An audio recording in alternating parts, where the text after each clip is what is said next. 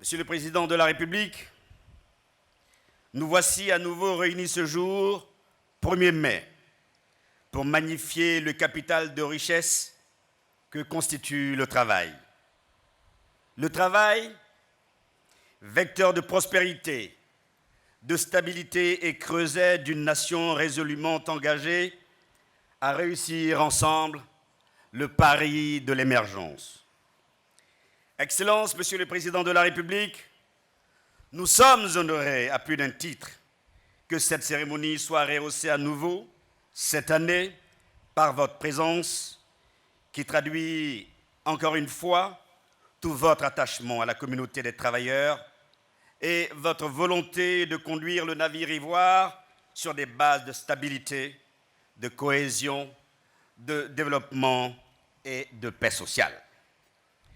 Votre visite hier à Bouna illustre bien votre engagement pour cette cause de la cohésion et de l'union au service du développement et du bien-être de vos citoyens.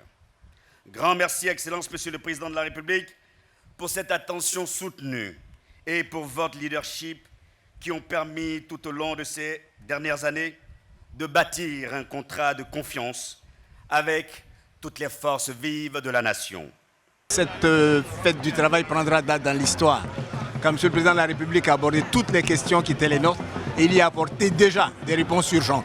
Mais nous notons que s'agissant de la cherté de la vie, il nous a apporté également les éléments d'appréciation parce que lui-même en a été victime et donc a retenu qu'il faudrait qu'on fasse l'effort de gérer au mieux les avantages qui sont concédés, notamment le coût du carburant qui vient à baisser, mais le coût de transport ne baisse pas. Alors il est bon là-dessus qu'on puisse véritablement le mettre en œuvre. Mais au-delà, il a appelé chacun et chacune à faire des efforts importants. Parce que si aujourd'hui on s'est engagé à faire de la valorisation, mettons du SMIC, il n'y a pas de raison qu'il n'y ait pas, je dirais, d'impact sur les réalités au quotidien de l'ensemble des travailleurs. Nous avons géré également le barème des minima catégoriels, donc ce sont des plus. Rappelez aussi qu'il y a eu des blocages des avantages au niveau des fonctionnaires et des salaires, mais ce sont des éléments qui doivent compter parce que positivement, ils nous mettent en pole position pour pouvoir évoluer. Quand il a été serré la main au président, il m'a dit « Boga, merci pour tes observations ». En retour, il a répondu. En ce qui concerne la cherté de la vie, en ce qui concerne d'autres aspects, il a répondu. En ce qui concerne le transport, ceci et cela. Et donc tout ce qu'il a annoncé, que cela soit traduit dans les actes.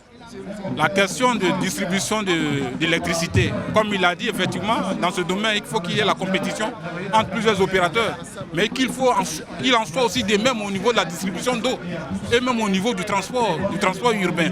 Et donc, sur ce point-là, vraiment, nous disons merci au président et que lui, il suit vraiment tout ce qu'il vient d'annoncer pour que ça ne soit pas vraiment des discours qui s'arrêtent seulement au palais. Nous sortons satisfaits de cette déclaration importante de son Excellence le Président de la République, en ce sens qu'il a demandé aux membres du gouvernement de faire du dialogue social. Un dialogue social permanent qui puisse permettre d'informer les travailleurs que nous sommes sur les différents chantiers que le gouvernement réalise.